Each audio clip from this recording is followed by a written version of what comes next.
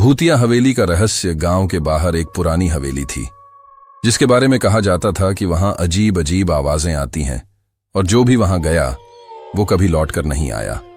लोग हवेली के पास जाने से भी डरते थे, लेकिन राजू, जो गांव का सबसे निडर लड़का था, इस रहस्य को सुलझाना चाहता था। हवेली की ओर सफर। एक रात राजू ने अपने दोस्तों सोनू और पवन के साथ हवेली जाने का फैसला किया। तीनों टॉर्च और लकड़ी की छड़ियां लेकर निकले। जब वे हवेली के पास पहुंचे तो हवा की सनसनाहट से ही दिल दहलने लगा। दरवाजे को हल्का सा धक्का दिया तो वह चरमराते हुए खुल गया। अंदर घुप अंधेरा था, सिर्फ उनकी टॉर्च की रोशनी ही दिख रही थी। रहस्यमय घटनाएं अंदर घुसते ही उन्हें ऐसा लगा कि कोई परछाई उनके पीछे पीछे चल रही है। अचानक ही दरवाजा जोर से बंद हो गया। सोनू डरकर चिल्लाया, हमें यहां से निकलना चाहिए। लेकिन राजू बोला, नहीं, हम इस रहस्य का पर्दाफाश करेंगे। वे आगे बढ़े तो देखा कि दीवारों पर पुरानी पेंटिंग्स लगी थीं जिनमें कुछ अजीब सी आकृतियां दिख रही थीं। तभी अचानक एक कमरा खुद ब खुद खुल गया और अंदर से धीमी धीमी आवाजें आने लगीं, जैसे कोई फुसफुसा रहा हो।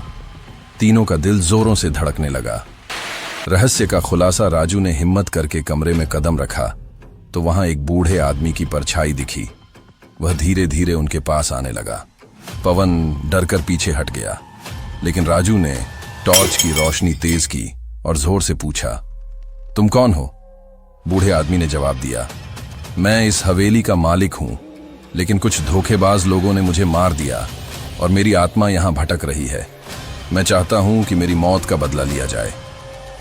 राजू और उसके दोस्तों ने गांव लौटकर सरपंच को सारी बात बताई। कुछ बुजुर्गों ने बताया कि यह हवेली सच में एक अमीर आदमी की थी, जिसे उसके नौकरों ने मार दिया था और उसकी दौलत लूट ली थी। गांव वालों ने मिलकर पुलिस को खबर दी और जांच के बाद हवेली में गड़े हुए खजाने और पुराने कंकाल मिले। अंतिम मोक्ष। जब हवेली के मालिक की आत्मा को न्याय मिला तो हवेली से अजीब घटनाएं भी बंद हो गईं। गांव वालों ने राहत की सांस ली और राजू, सोनू और पवन गांव के हीरो बन गए। इस तरह तीन दोस्तों ने भूतिया हवेली का रहस्य सुलझा दिया।